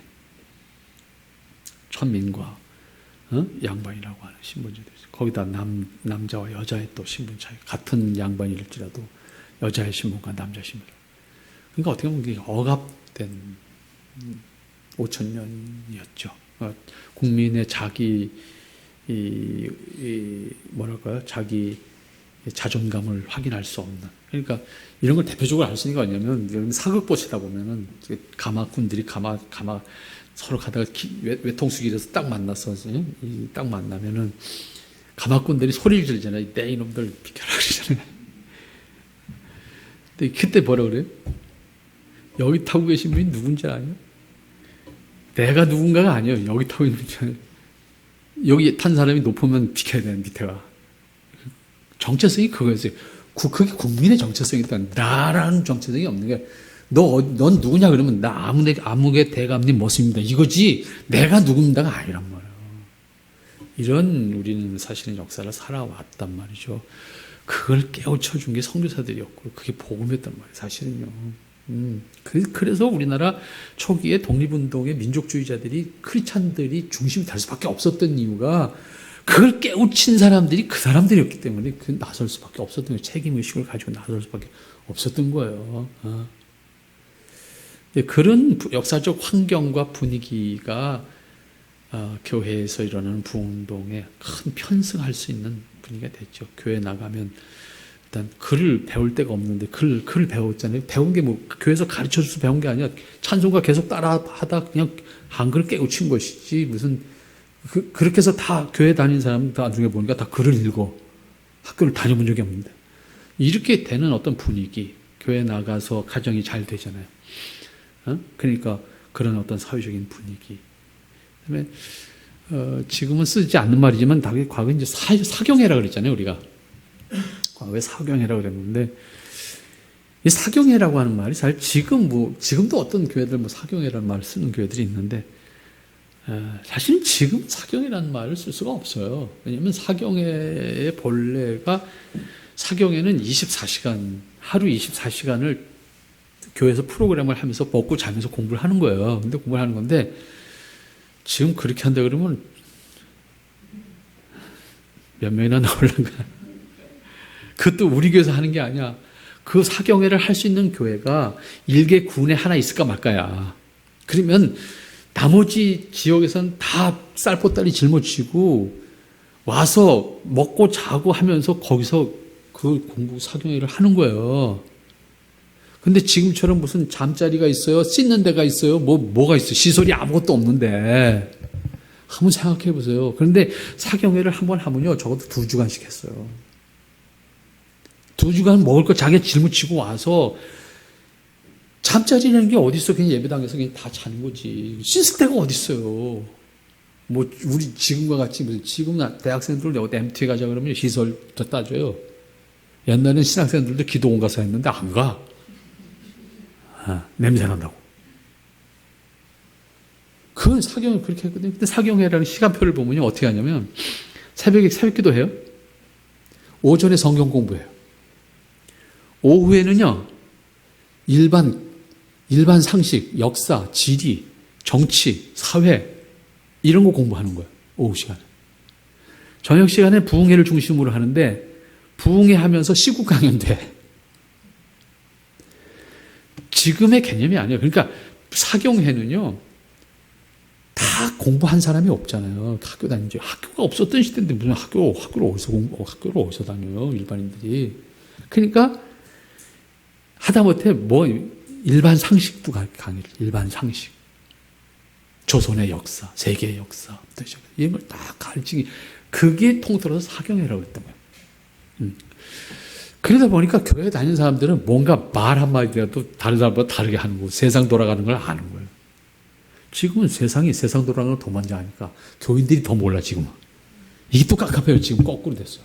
왜? 세상 물정을 몰라, 교회 다니는 사람들이.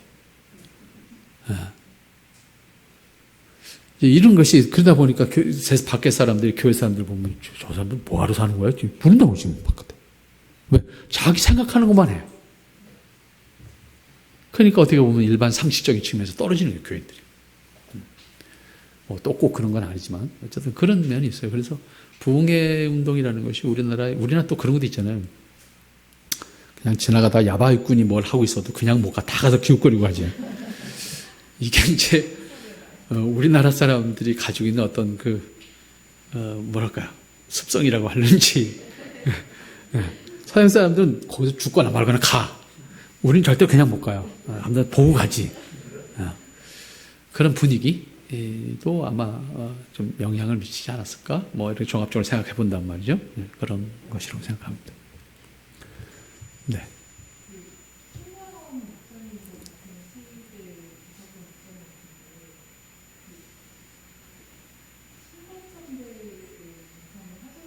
네? 신사참배요.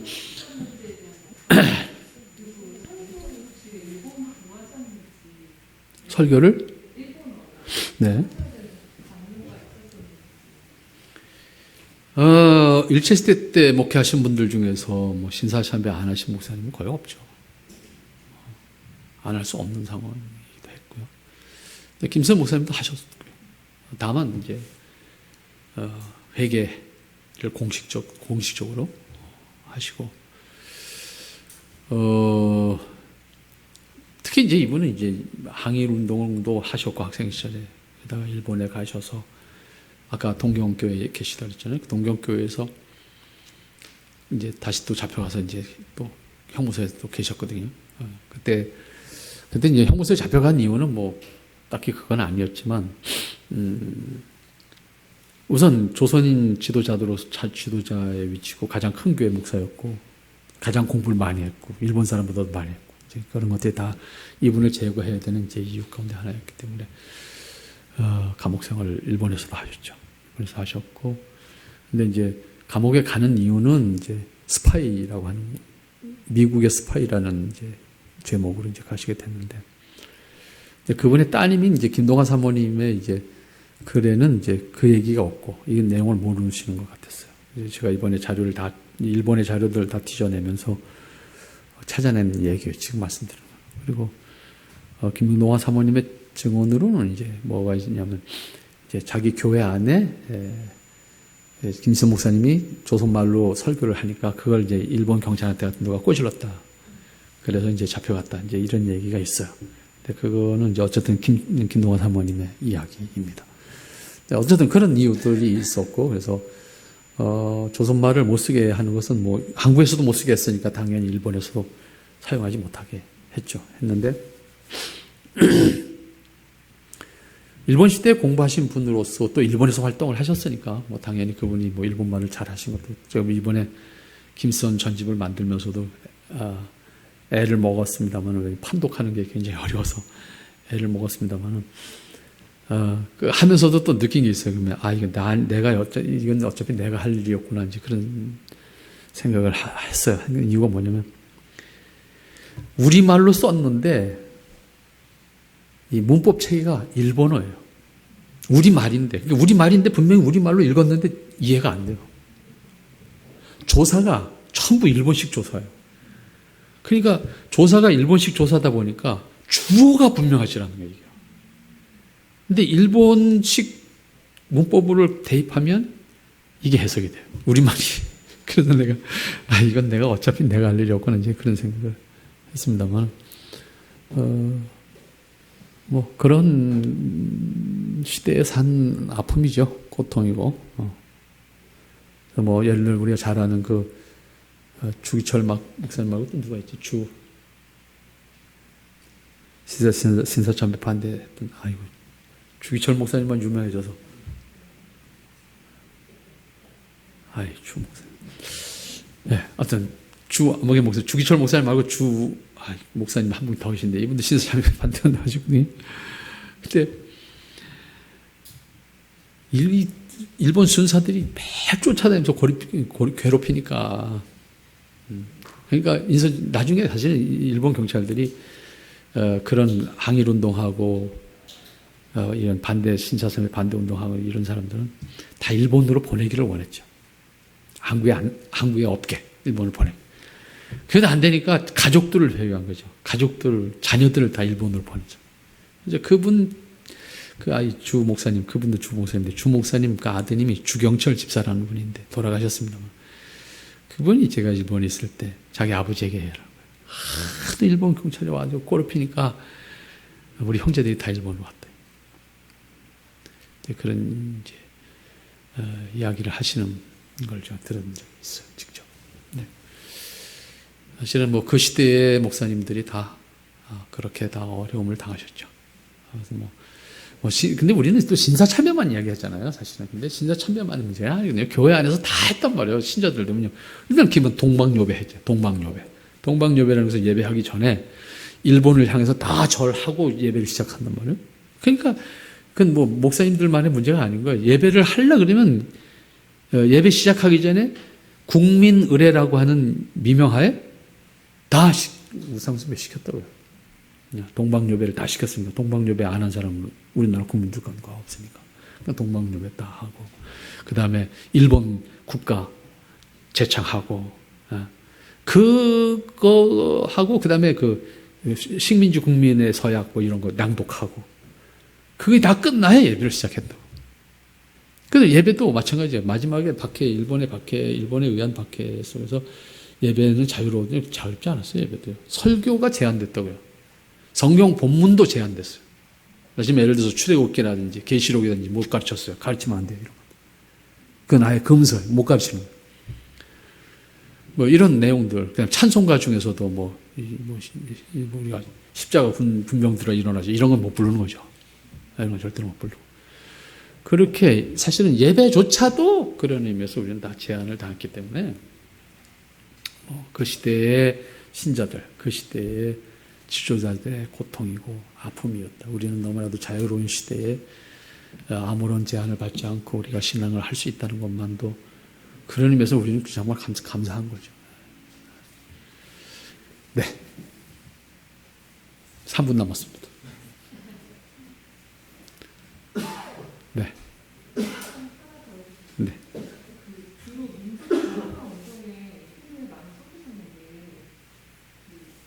전통 개혁주의 신학 대신자로서 교리나 이런 개혁주의 신학에 대한 그런 가르침도 있으셨어요. 네, 우선 사실 그분은 어떻게 보면 신학적인 측면에서는 아쉬운 부분이에요. 그러니까 아쉽다는 얘기는 사실 그분이 신학자, 구약학자잖아요. 구약학자인데 그분이 구약학자인데 글이 없어요.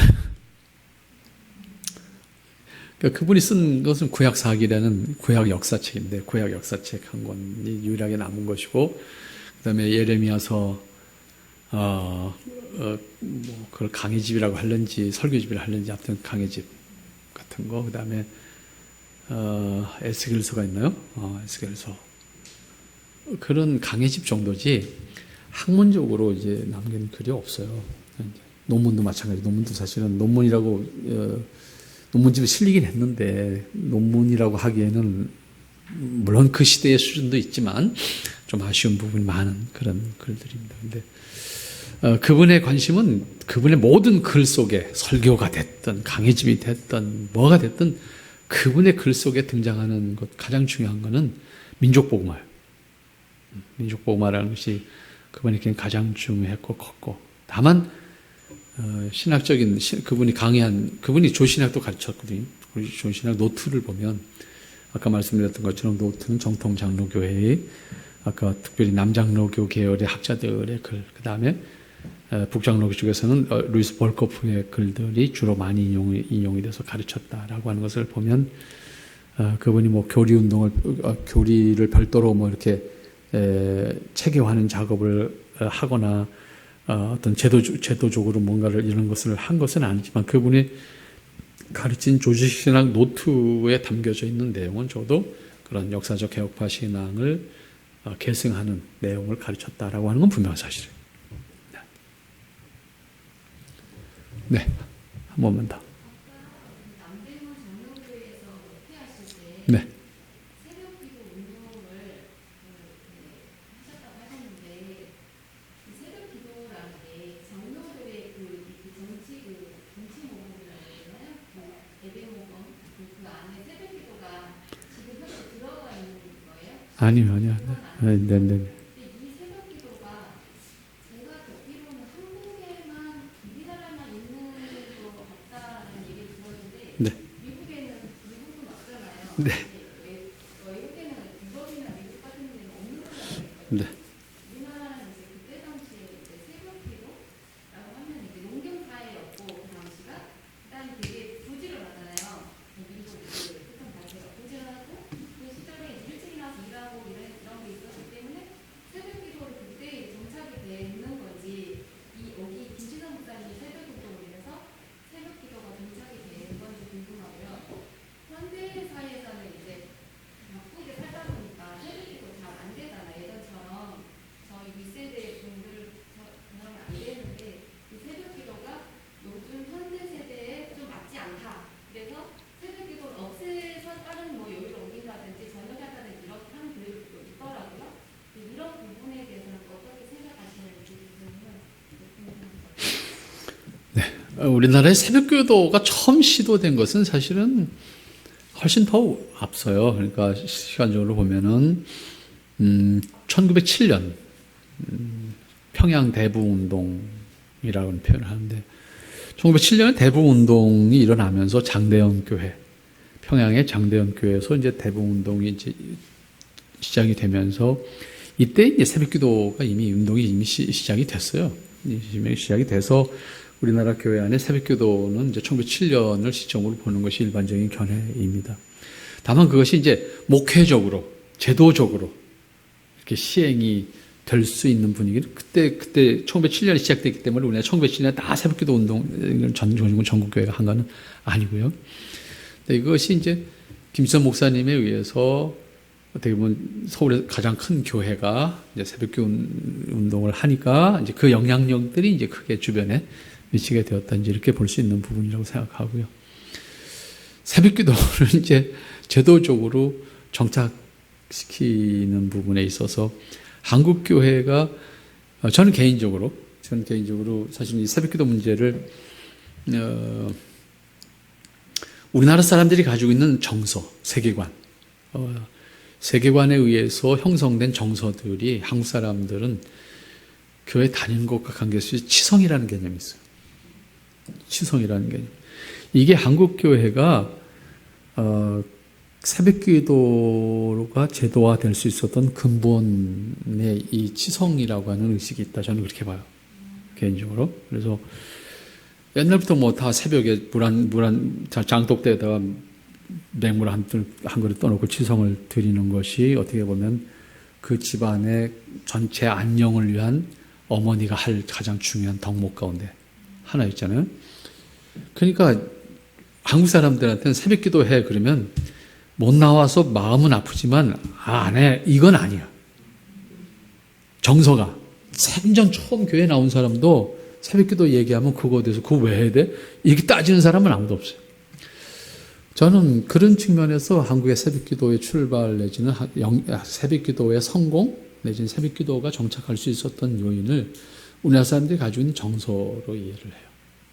이렇게 개인적으로 제가 쓴 책에 우리나라 사람들이 가지고 있는 정서가 교회의 접목이 돼서 성공적인 케이스가 됐던 것이 대표적인 새벽기도라고 저는 생각해요. 그 다음에 성미. 지금 성미, 도시교회들은 성미 안 하지만 어려운 시대에 한국교회가 시행했던 성미의 개념은요, 이게 우리나라 마을에도 있잖아요. 그런 게요. 좀돌이. 네? 마을 사람들이 마을 1년에 한 번 있는 마을 제사를 위해서 네? 쌀을 모으는 작업들을 해두면 이게 교회 안에 자연스럽게 성미라는 개념으로 정착하는 데 있어서 어느 나라에도 없는 거예요. 이런 것들은. 근데 우리나라 사람들이 가지고 있는 그런 사회적 환경이나 정서나 의식이 교회 안에 필요한 어떠한 그 프로그램으로 자리매김을 하는데 크게 영향을 미쳤다. 저는 그렇게 해석을 합니다. 그래서 새벽기도는 뭐 제도적으로 전 세계 어느 나라에도 없다고 저도 봅니다. 이건 한국교회만 있는 아주 독특한, 그리고 한국교회를 동시에 부흥시키게 되는 결정적인 에너지 역할을 한 것이 새벽기도고, 한국교회 신자들의 신앙을 성숙시키는 데 있어서 특별히 그건 우리나라 사람들이 가지고 있는 정서와 분위기예요. 그게 한국교회 신앙을 성장시키는데 굉장히 중요한 역할을 했다고 저는 봐요. 왜냐하면 과거에 우리 부모님 세대는 학문적으로 배운 분들이 많지 않잖아요. 그러니까 맨날 앉아가지고 뭐 이거 공부한다, 그거 안 되는 거죠. 그게 머리에 들어오지도 않는 거고, 그 다음에 먹고 살기 바쁜데 앉아서 한가롭게 책 보는 불가능한 시대인데, 몸은 힘들어도 그 기도하는 건 자기 가서 하면 되는 거야. 그게 한국교회는 통하는 거죠. 근데 이걸 만일에 저 선교사님들하고 얘기할 때 내가 가끔 이런 얘기를 해요. 저 적도에 선교사로 가신 분들이 새벽기도 거기서 안 한다고 야단치면 그 사람들 그 시간에 뭐 하는 시간이에요? 잠자는 시간이에요. 왜? 낮이 더워서 못 자. 그 새벽 시간에 잠깐 자야 되는데 그때 한국교회하고 똑같이 그 시간에 나와서 새벽기도 하라? 그 사람들 못 나오지요. 그러니까 결국은 우리나라 교회가 가지고 있는 장점이고요. 우리나라 교회가 잘 활용하면 아주 지금까지 한국교회에 결정적인 영향을 미친 그런 프로그램이라고 볼 수 있고요. 우리나라 사람들이 어떤 그런 환경 속에서 스스로 신앙을 성숙시켜 가는 과정 속에 배움이 부족했던 상황 속에서 기도 생활을 통해서, 사실 기도를 통해서 신앙을 유지한 거잖아요. 많이 알아서가 아니라. 근데 반대로 기독교 역사가 오래된 나라는 또 다른 거예요, 이게요. 스스로 자기가 성경을 공부하고 그 말씀에 순종해 나가고 그 깨달음을 옆에 있는 사람들하고 나누고 같이 기도하고 이런 것들이 미국 교회 신자들한테는 돼요, 이게요. 누가 안 시켜. 목사님이 시키고 뭐 모여라 말 안 해. 일주일 주일밖에 안 모여. 그렇지만 스스로 해, 그거를. 그러니까 그때는 그게 또 되는 거예요. 그러니까 우리가 보면 저놈들 저렇게 해갖고 저 천국에 갈란가? 그렇게 우리 한국 사람들이 그 사람들 딱 처음에 보면 그런 느낌 온다고. 왜 일주일에 한 번 주일에 와가지고 땡금하고 가는데. 또 목사님들 마찬가지. 목사님 사양교회 목사님들 설교집이 참 귀하잖아요. 참 은혜스럽고. 왜 그래요? 일주일 내내 설교 한 편, 두 편 만들면 그거 끝인데. 다른 말로 하면 우리 한국교회 목사님들처럼 바쁜가요? 한국교회 목사님들은 매일 뭔가를 해야 돼. 설교도 매일 해야 되고. 어디서 나와요 그게. 저도 목회를 하지만 기적이에요, 기적. 근데 어떻게 좋은 걸 뽑아내냐고. 일주일 내내 한 편 설교를 준비한 사람하고 하루에도 몇 편씩 설교를 해야 되는 사람하고 이거 어떻게. 이게 다 장단점이고 동시에 그들은 그들의 문화 속에 신앙 형성과 성장의 어떤 방법이 있는 거고 우리는 우리의 환경 속에서 그러니까 지금 말씀하신 것처럼 우리도 환경이 바뀌잖아요 지금. 생활 환경도 바뀌고 직업 환경도 바뀌고 또 나눌 수 있는 교통할 수 있는 소통의 어떤 방법도 바뀌잖아요. 그런 점에서 우리나라도 어떤 변화는 필연적일 수밖에 없을 것이다. 다만 그렇다고 해서 우리가 이제 두 손 두 발 다 놓았을 때는 어떻게 될 거냐. 저긴 따라가지도 못하고 옛날 건 버리고 그럼 우리 망가지는 거죠. 그러니까 그런 부분은 우리가 잘 챙겨야 될 것이다. 네, 시간이 지났습니다. 기도하겠습니다. 하나님 감사합니다. 귀한 시간 함께하게 하셨습니다. 우리 주님의 뜻 이룬 교회의 모든 지체들이 주님 기뻐하시고 아름답게 사랑하시는 아름다운 교회로 세워져서 주님의 뜻이 이 교회를 통해서 오롯이 드러날 수 있도록 인도하시고 주님이 이 교회를 통해서 참 기뻐하심을 드러낼 수 있는 아름다운 지체들 되게 하여 주시옵소서. 예수님의 이름으로 기도합니다. 아멘.